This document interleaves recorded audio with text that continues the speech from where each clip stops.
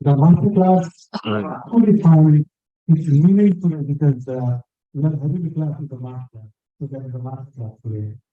And I go by the we speak about 20, 30 minutes about education, like you say with here, and all the experience, and then we have questions from the audience. We have the training continuation, we like questions from the audience. There is no problem as well. I would like to invite people to people ready to have conversation with evidence, with both aspects of the one related to business, compared to the concept.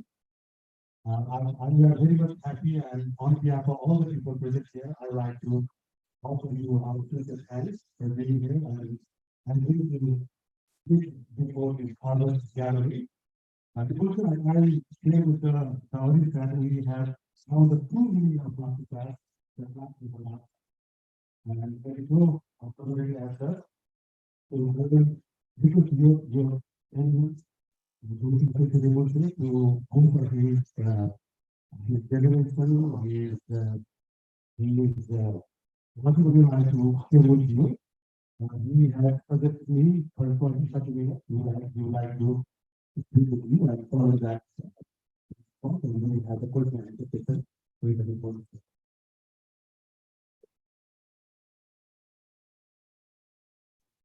Okay. I think it's wrong to call it a master class.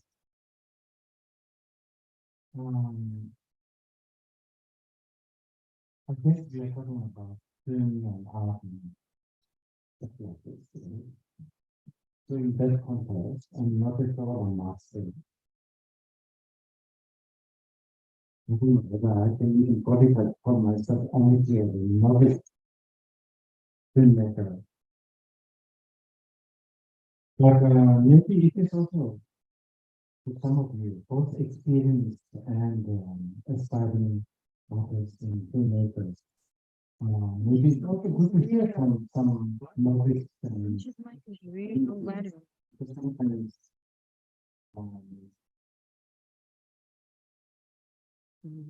if you know image is the more like this for me. I'm very glad with that. Yes, technology. And when I learn something about that one, really good at it. So,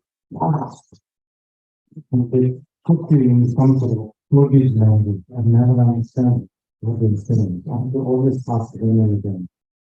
Instead, sometimes when I ask kids, they teach you, they teach me much better. It really is good to hear also from other people what I'm saying. However, if you know my background is born in a Buddhist family, really, really, you could call it a united Buddhist family. Very, 100% as a Buddhist. And in a very traditional setting. I'm talking about 60 years ago. But situation is not at all like today. And also, when I was growing up, my masters, my family, my surroundings, they were, you know, they went through a period when they were all feeling very anxious and there's a sense of urgency. Because they were all really trying so hard to really turn us and information. I mean, nowadays, even the Buddhist students, like in the monasteries, they have phenomena such as weekend holiday, winter holidays. During my time, none of this exists. Like study, get up 2 in the morning, study. I think we go to sleep around 8. So I was raised very, very traditionally. So with that background, I have to say I'm very, very lucky that I managed to, well, I have to say, thanks to my some of my main masters who were very, very open-minded. You need to know this. When I was sent, when I decided to go to London, for instance, to study, there were a lot of Tibetans and Bhutanese and Rinpoches who were really worried about me going there. And they informed my masters, my main masters, is this a really good idea? That's like end of this man, you know? But my main masters, they were really, really open-minded. And also, I guess, maybe I have this curiosity, not just to see, like the West, but there's always been some sort of a curiosity about other world than the world that I live. I often say this jokingly, but it's actually not really a joke. I'm considered as an incarnation of some Tibetan Lama. I have to honestly say, I have no recollection, not even a little bit, about my predecessors.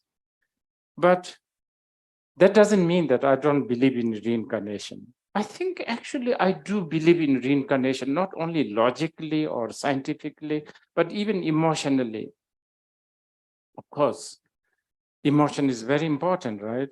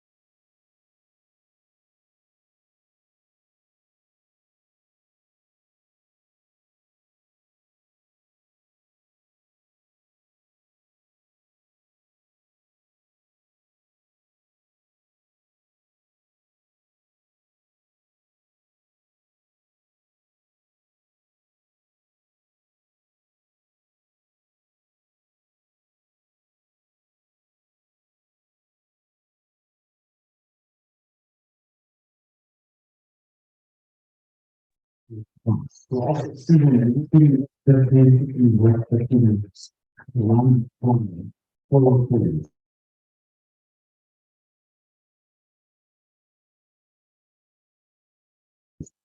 And to really like all of this. I was trying my interest. I've been on as a JV volunteer. How people what's this position to do? English was certificate. Wasn't enough. I think you know what? Many English teachers and because they have no perfect speech, and it's really good English. So anyway, good news is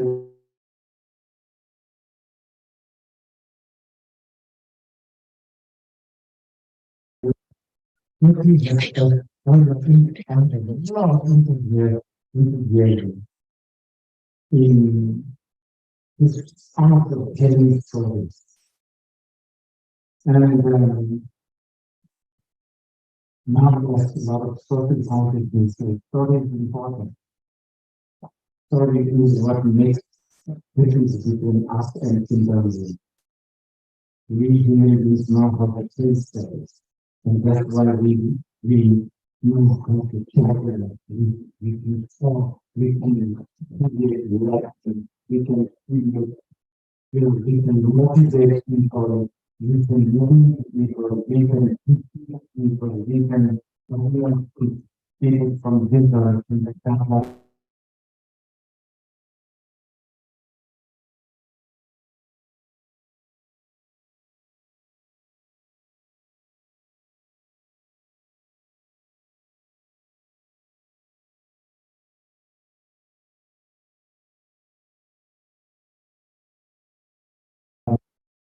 In fact, I don't know how you did it. It's the place of Buddhism. The whole Buddhism is a started. And there are a lot of different layers of stories in Buddhism. Because every story is, I mean, not, there is no such thing as one story fit for all. Of course, all aiming to get to for the Buddhist, we will not share, nirvana, whatever you call it. But anyway, storytelling, the word of storytelling is important. So, storytelling is very important. Complementary towards my society, my citizen, my so-called religion, my so-called family. So it's very, very at home. And sometimes people ask me, hey, that's a Buddhist.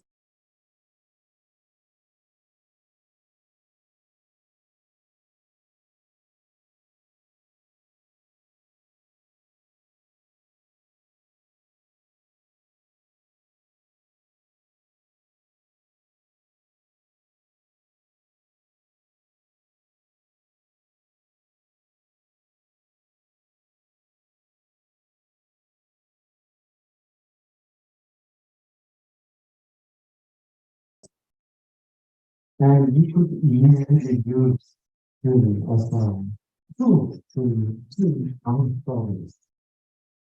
I have to say, um, I mean, probably telling stories with a beauty of women, and especially in that we know now. That's what is dying now. The language of, the culture of food, movie, that probably is already dying because, as you know, uh, probably right now, I think, when people are only, when people are more interested in things like the episode of Netflix, television, things that go on for like, season after season, and so on and so forth. Even that probably may not last long. Probably in a few years' time, people will only be interested in something that is for short. When others,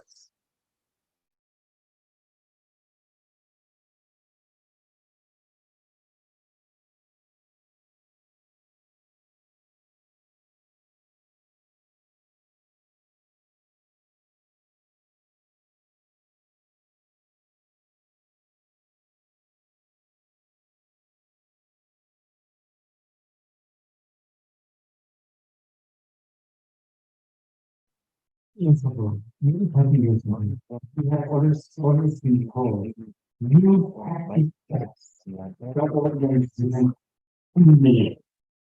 Within 10 minutes, something has to happen. Otherwise, you have lost the movement. So if you can see that most of the Hollywood movies, 10 minutes for a James Bond film. Within 10 minutes, something will happen. You can't see. Not anymore. Now, you can take 3 minutes. You have to hook the audience. Because people are going beyond it. Right? So within few seconds, you have to actually get the audience to come. Sorry, I'm what I'm going to prove what we do. Without being the end of my Charaga Academy, I'm actually making a country. It's anyway, I'm telling you that I am somebody who really is into how it all is. Because story is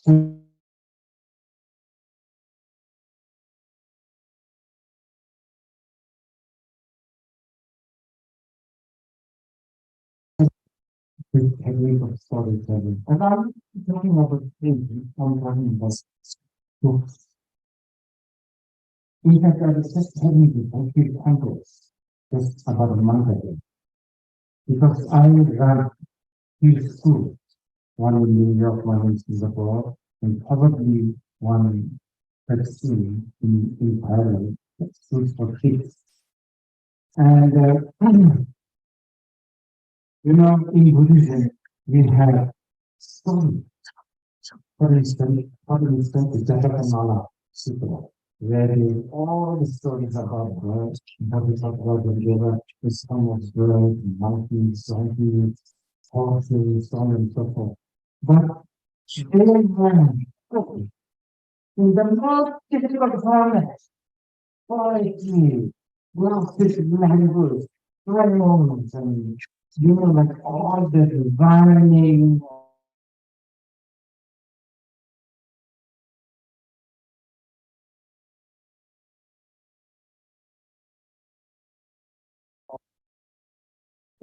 And then, meanwhile, many things that so moved by the I don't know, all these stories, right?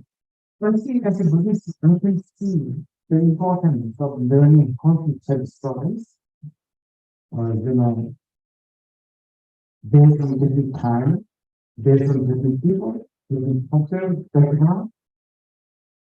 I'm not claiming that my things will always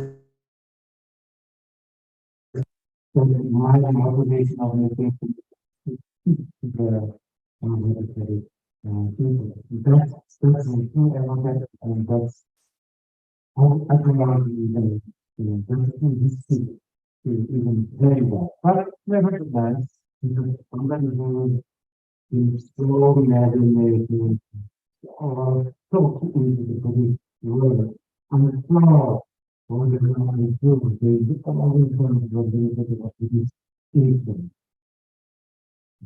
Anyway, I want because, you know, as a, what is it, very beginning,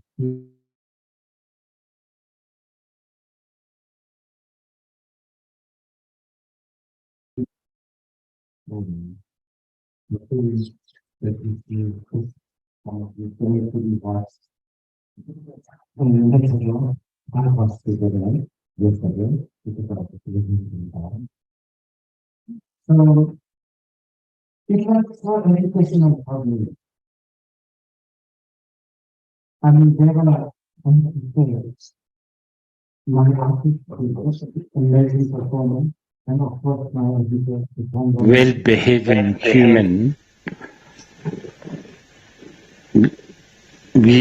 Yesterday I watched the film that which you just some of you painfully watched 10 minutes ago. I watched it again yesterday because I was presenting that. So it was so educational for me. I mean, I have to say, my artist, the amazing performance, and of course my editor, the cameraman, the production design, all of that. But as a writer and the director, because there's always, you know, I always have that, what do you call it?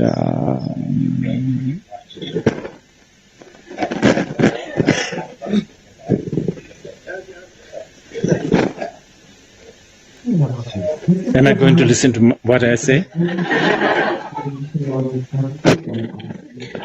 Okay.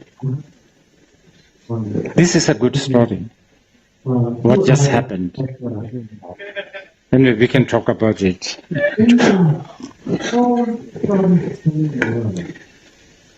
Originally, I was only going to talk about one thing, about beauty being the thread, right?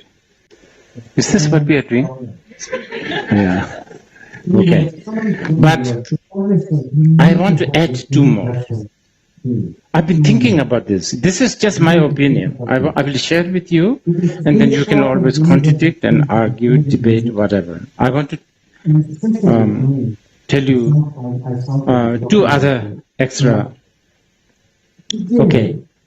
In the whole storytelling world, I think there are two challenges. One is so-called universal theme.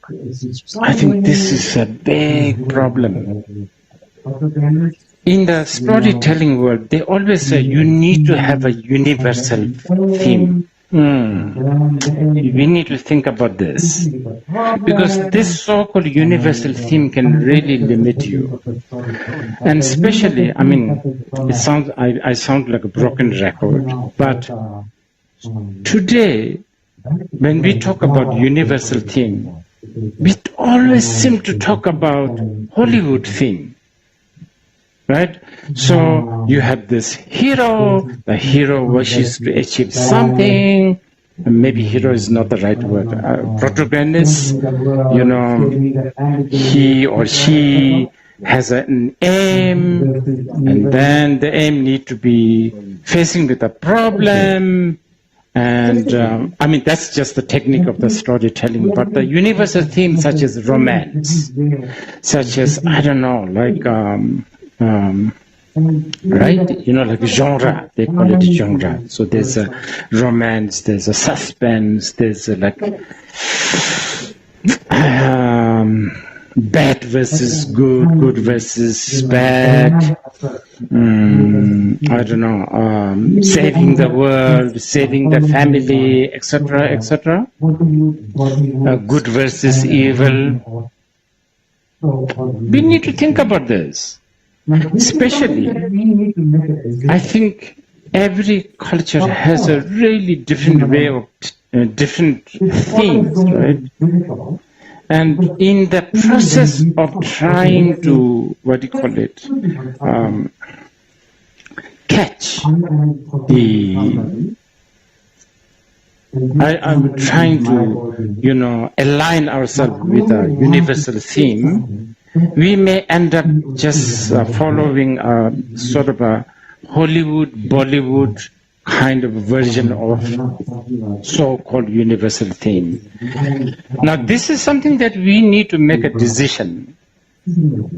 Of course, you know, it's always going to be difficult, because even when we talk, okay, let's say just two people talking. I am talking to somebody, and this somebody is my audience. Now, I want to tell something that he or she has never heard, something unique. Okay, I have, I don't know, something like there's a 9-dragon part in Bauda, something like that. I want to tell this. And that's unique for me. But the problem is, I need to also really give in a lot with the listeners, how he or she is going to receive. And this is always a challenge. One who tells the story and one who listens to the story, you know. The communication between these two is going to be a big problem. I mean, this is, you have to really bow down a lot. I mean, you have to have a courage also. And plus, you know, like if you have a commercial interest, then that's another matter. Have you ever watched a film called RRR? Nato, right? Dance. Now, that is a brilliant film, I would say. It is probably one of the most stupid thing that you can watch. It's like so just mind-bogglingly stupid. But it is so well packaged, told. I mean, everything is there, everything. The little bit of Indian, the Hindu gods and goddesses, the color, the songs, the dance, the music, the British, the, you know, the freedom fighter, the, you know, the, all that is all there. And some of them are just like completely far out and is like over the top. But it doesn't matter. It really doesn't matter. And I don't know whether the audience have ever seen a film called Chak De. This is like 15 years ago. This is, I think, Indian film actor. What's his name? Shah Rukh Khan, right? And it's a film about cricket match between India and Pakistan. You have already made money, right? Just that idea. But cricket, already, you can have a lot of audience. And then Pakistan and India, that's already very juicy. And then also the story is quite well told, actually, the Jagde. I don't know whether you remember. So what I'm saying is, now you have to make a decision. If you want to just make money and you want to make a big splash box office smashing, etc. Like I always give this example. To go in a Starbucks kind of coffee, you fairly know what you will get. All of that. What Setting, Americano in Seattle and Do you have Starbucks in Kathmandu? We have Starbucks. Oh, that doesn't work. Okay. Seattle, coffee in Seattle, Starbucks in Seattle, Americano, and Tokyo, I don't know, Bangkok, Delhi, is similar. And it's also designed, the cup, the green logo, the chair, all this like mind-boggling menu, hot, cold, grand, tall, small, all of that. Everything, setting, where the coffees are placed, how many small things that you can add on, all that. So if you just want to have a safe coffee, you already know what to have, right? So then you go to Starbucks coffee. You know what you will get. Now, if you want to have a little bit of a different coffee, such as this Vietnamese coffee, like a coffee with egg, now then we are talking about another totally different phenomena. Right? So the Vietnamese took long time. I just was in Vietnam. And I actually like coffee. And I really like the fact that there were a lot of Vietnamese coffee that is prepared in a very, very Vietnamese way. Like they will have this coffee, I don't know, what do you call it? They call it Vin coffee or something like that. There's a metal sort of container. You put the coffee, grounded coffee, and you put the hot water, and they'll be dripping, and it's not really an espresso, but it's sort of an espresso. And then also the Vietnamese, they like to have a condensed milk a little bit. And then it's up to you how much you stir. More you stir means more sweet. Less you stir, And then also, the first sip, bitter. And as you sip more, it's more sweet. Stuff like this. So is this how you want? So you are telling the story, right? This is how it is, the coffee with the egg and all of that. So if that's what you want, then you go to this kind of a gourmet, what do you call it? Non-Starbucks coffee. So it's like that with everything actually. Everything. Buddhism also. What kind of Buddhism do you want? For Noble Truth, Vipassana, Shamatha, sit like this. You have that. Now, do you want like mandala, mudra, mantra, all of that kind of, like gourmet, right? A little bit shocking. Coffee with egg? That's a little bit like, what is that? You understand? So you can have that kind too, right? So story. So anyway, so when we say universal theme, I think storytellers and filmmakers like like myself and many of you, I think we have to be kind of careful how much of this universal theme is not dominated by Hollywood, Bollywood, which is dominated by Hollywood anyway. Although that is changing now. Of course, that is changing because, for instance, China is becoming very prosperous. So because China is prosperous, because, just like about 30 years ago, Chinese film goers is very, very little, right? Very little. I mean, there's no cinema, whatever.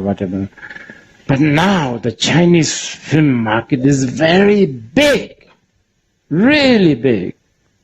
So now the commercial filmmakers have to think about that. Commercial filmmakers, they need to make money. So wherever money can be made, that's how they will sort of blend in. So, you can already see there's even the Hollywood cartoons. There's a lot of things like Pocahontas. Very soon, I will not be surprised if there is a Cinderella with a Mongolian dress. I don't know. That can happen.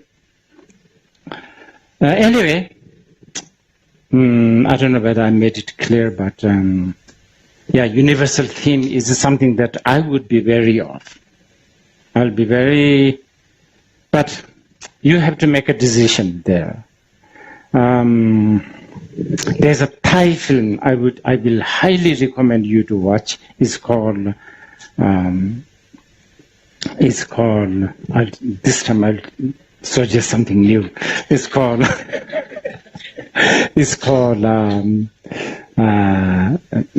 Splendor of Cemetery of Splendor. It's like that. It's like coffee with an egg, pork. I don't know. It's really, really special. But you need to decide to sort of write, make, watch, appreciate that kind of film. This, Anyway, so the universal theme. Okay, so one that our conversation is titled after, Beauty is the Trap. Now this one is something to think about again.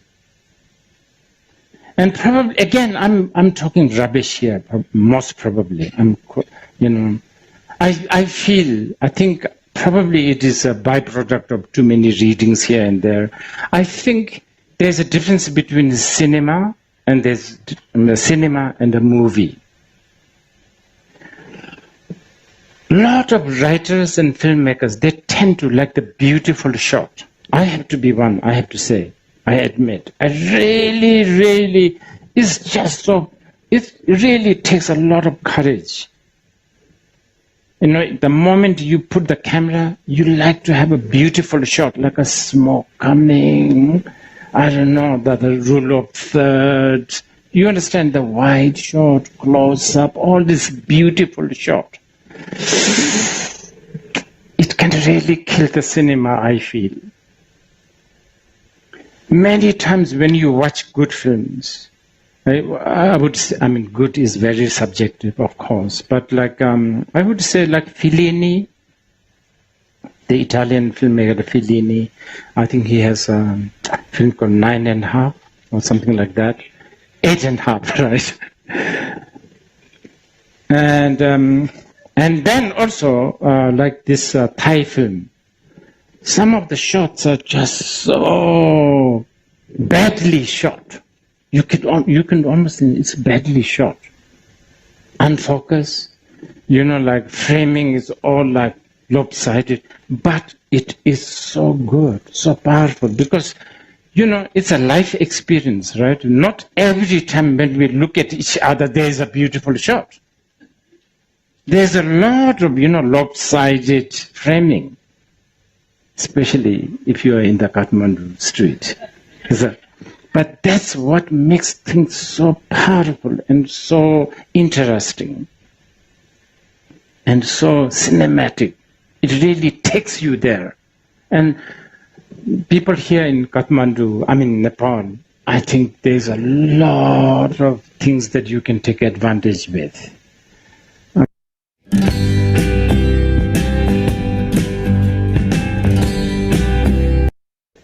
Of information.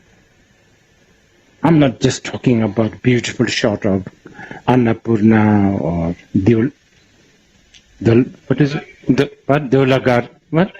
Dholagiri and all. I'm not only talking about that. I'm talking about just, I don't know, just appearing seemingly badly shot film. As I said, probably I'm talking something really rubbish, but at least since you have decided to waste your time sitting here, just go through. I have only one more thing to say now, which is a byproduct of what happened yesterday.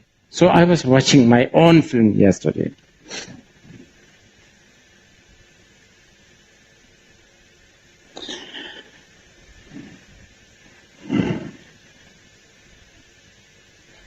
And, you know, this proves that I'm an amateur and I'm a novice.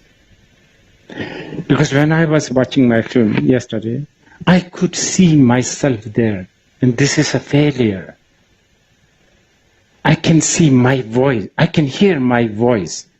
Anyone who is close friend of me goes, oh, yeah. It's also considered, but usually says this. You understand? That's him. This is what, and this is blatantly there. And I think this is not a good thing. Many times, if we want to tell you something, let's say I want to tell you to have this coffee.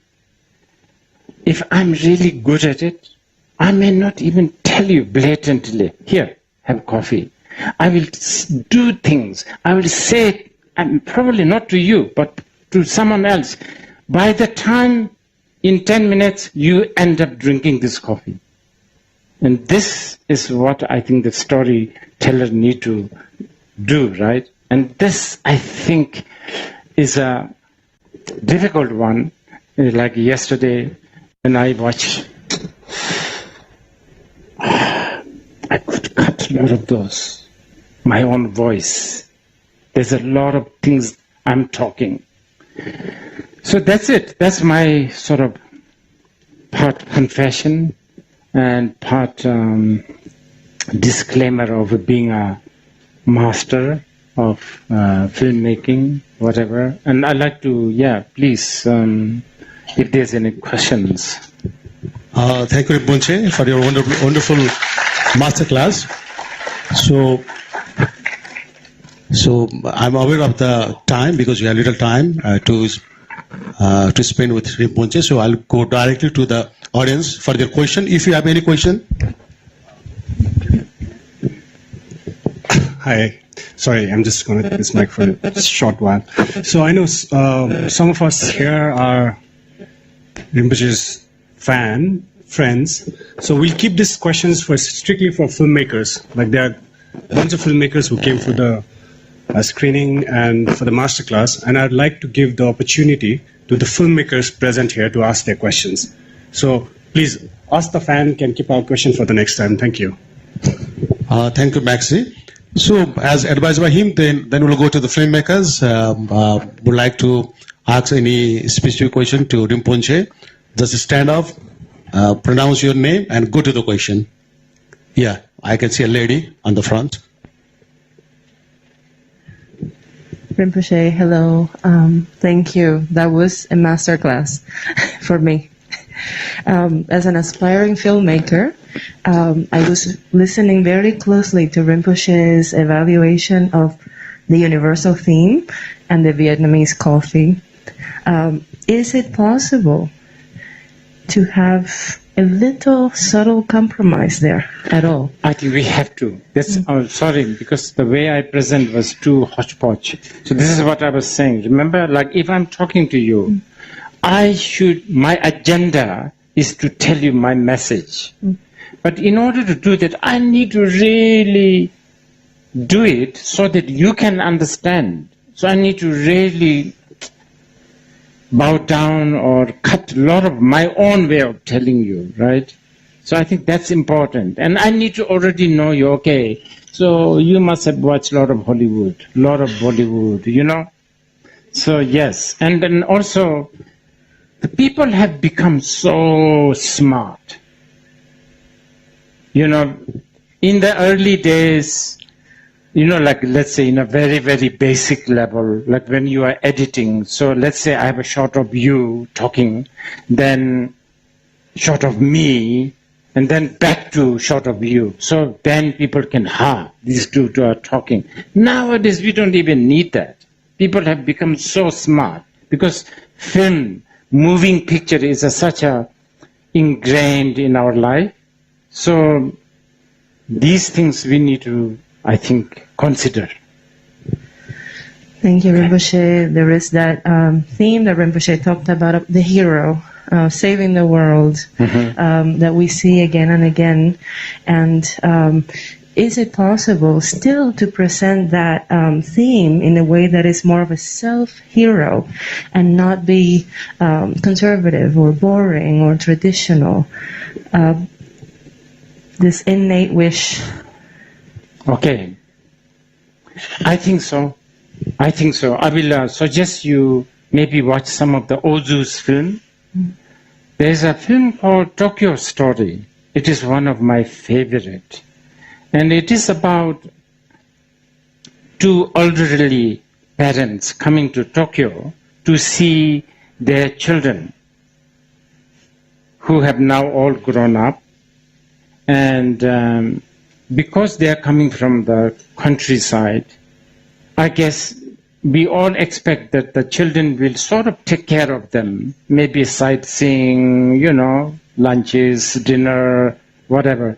But it so happened that all children are busy, you know, bank, this, post office, nurse. So it's so, to me, that is one of the most, anyway, the hero or heroine in this case is this woman who was masterfully acted by Setsuko Hara, one of the greatest Japanese women actors. She was the one least expected to be helpful to the parents. She's not even their children. And she's actually a widow, I think, of one of their children, something like that. And it is, wow, to me is one of the most important, this, not in the hero sense of Superman, but hero of the daily life. Yes. Rinpoche, thank you. And one last short question that maybe is valid for everyone. I noticed one of the scenes where the protagonist is talking with the monk and there's the tea and the plants in between. He's dressed in blue, the monk is dressed in red on a white cushion, and there's the green plants, this action principle. And Rinpoche had included all the elements, fire, water, everything in one scene. This is a true art.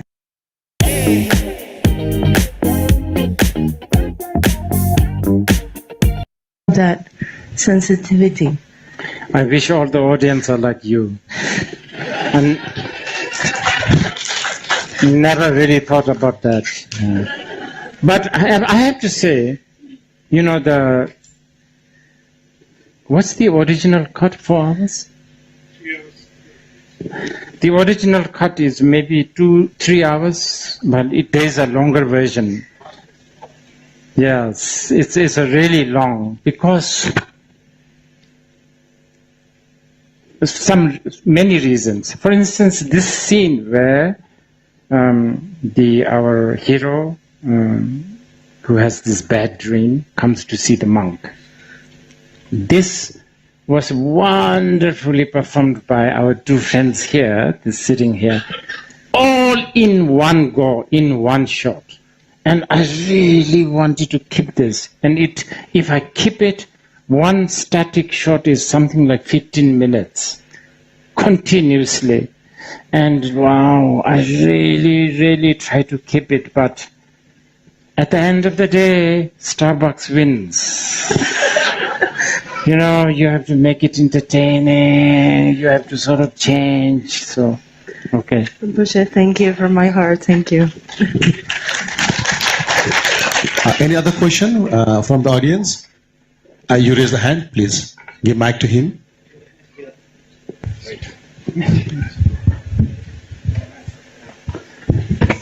Jonathan, you are not allowed to ask questions. You are part of this. Namaste. And I wanted to ask you something about the ending, about the true motive of the story. Like the story follows through a man whose sister has been dead, and he's going through sorrows of his dead sister, and he has to find a Dakini in order to live longer than Saturday and Sunday. I know you'll get this. I'm also, my language is also broken like yours. And in the end, the main protagonist, he is alive. He's still alive and he's very happy. And the last scene where there are two pigeons. There are two pigeons, lovebirds, and after that there are a flock of birds flying. But I could not understand it properly. Like, what was it trying to say? Nothing, actually, to tell you the truth. Maybe it was. It went from religious perspective also. Sure, yes. Yeah, because flock of birds flying in the ending, right. And there was one dialogue. The lady character, she said, "It felt like I knew that sign since few thousand years ago." Yes. And it was something like a metaphor for me, and it really hit me hard. And I'm very happy. Yeah, after hearing that dialogue, after seeing that scene, only then I felt like now I have understood the story. I have understood the one part of the theme, one motive of the story. I'm very glad you mentioned this, because actually that was sort of the intention. You know, we have in our life some unexplainable feeling towards things. It doesn't make any mathematical or scientific, sense. But yet we do feel like, as I said earlier, I have no reason to feel any closeness to Incas. Nothing. I was brought up in, like Bhutan, India. I have only heard about Incas and Machu Picchus and all of that only when I was in my late 20s. But I do have that. And I think that's kind of important for us, for us as a sentient being, Other than that, all those birds and all of this is a editing kind of tricks. We have to end the story. How do we end? Let's do it in a nicer sort of dramatic fashion. And since the film is already not that dramatic, the only footage we have is the flock of birds flying towards you. So I thought maybe why not? There is a meaning behind that. There might be meaning behind that. Yes. Meaning behind it. I'm sure there is a meaning behind that. I will leave this with you. Yeah. We may not know it, but there surely is, maybe. I hope so, yeah. Next person. Rinpoche already answered the question. Anyone?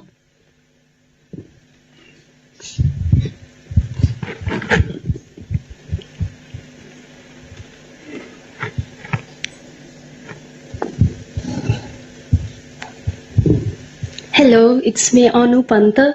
Beautiful part about this movie I find is music, use of music. I love that part. You have brought here a lot of different music taste. Some music I didn't understand, to be honest. And then some of the old Nepali songs and songs of Shiva Pariyar and Pashupati Sharma. And then music you have chosen while showing the character of that tea seller. When the hero first time saw the tea seller, you have chosen that aesthetic music. Please could you elaborate why you have chosen that music to show that lady? Thank you. Thank you. That's an important question, I think. Okay. You know, I came to Nepal around the age of 13 to study Buddhism. So I keep on coming to here. As someone who come to Nepal regularly, you know, one tend to, you know, take things for granted. We don't really realize these things. But as the years goes by, and then as I was developing this story to be shot in Nepal, then I really had to sort of look inside. And then I have to say, only then I really begin to realize the beauty of Nepal. It can be, just as in the film, in a tea shop. Somewhere, some sort of a music is being played. So I'm always carrying a recorder and a notebook, and then I record this, and then since I don't speak Nepali, I had to ask my friend, what song is this? So that's how I collect. Anyway, I have to say, this film, when I decided to ask Mark Lee Ping Bing, who is one of the greatest camera person right now, he's really, really great camera, cinema photographer.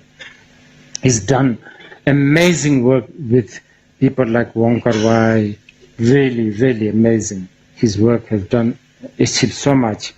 So when the first thing, when he, you know, when we met, first thing I told him is, this film, the main character, main hero of this film is Nepal, Kathmandu. This need to be portrayed. All the others are just happening within this Kathmandu. So I guess we put some conscious decision of what music we should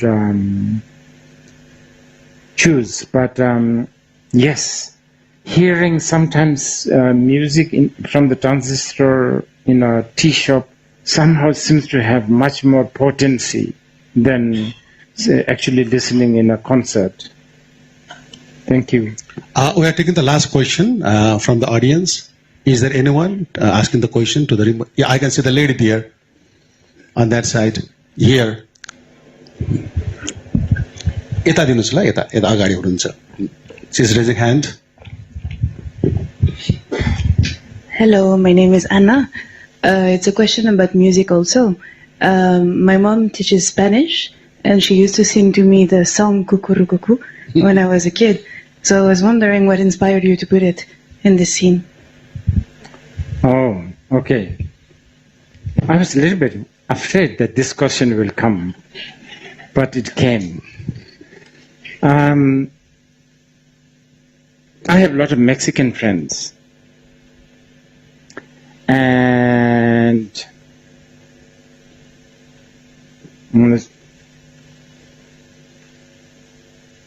I say this, you know, my only reason to go again and again to North America is so that I can go to Mexico, because that place is wonderful. There's so many wonderful things about Mexico. I have to tell you this. There's in the city, the Mexico City, there is like a big, almost like a department store that only sells magical stuff. Things like candle to make somebody fall in love with you, or candle to separate two lovers, and so on and so forth, like magical charms, black magic, and so on. That's one of my thing. Then another one is those those mariachis, the singers, they always come to you and sing when you eat, especially in a sort of a common restaurant. And I have also a lot of Mexican friends, and somehow I don't know, I heard this, some of these Spanish songs like Cucurucu, and I'm a big fan of Isabela Vargas, and also Mercedes de Souza, right? Argentinian, is she? I don't know. And then there's also Lila Downs. So I guess this is dangerously director involving. So this is one of the things. Because I like it, so I put it there. You know, so it's maybe not the best thing to do, actually. Because it's in Nepal, it's set in Nepal, and the poor guy is trying to really give gifts to the girls. And suddenly there's a Mexican music. Or Spanish music. I don't know. But then I thought it's okay. Why not? Because after all, in the film, there are Ukrainian girls eating flowers, and everything is a little bit hodgepodge. So I thought it's okay. Okay. Thank you, Rinpoche. I go with the suggestion by two ladies about the music. And Rinpoche, I owe an apology. Last time I was coming to you and I stopped the traffic. And that time I had gone to the bookstore to present you a couple of books. This is Nepali music makers. It's all about the Nepali musicians. This is for you. And other musical book. There is a biography of Louis Banks. He's known as the father of Indian jazz. He is Nepali, Dambar Bahadur Budapirti, named after Louis Armstrong, Louis Banks.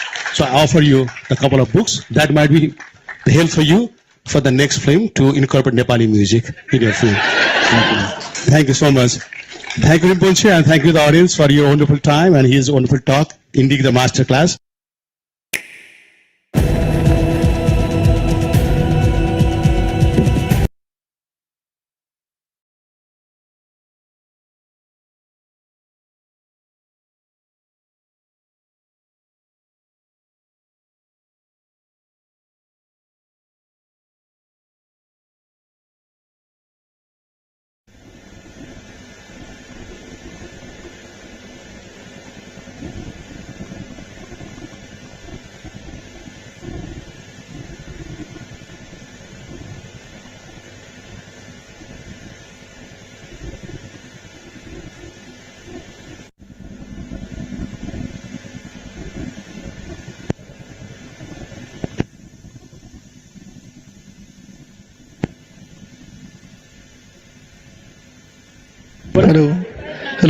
Hello. Check. Hello, namaste. I'm back again. Didn't want to though. We have the announcement of the winners who will be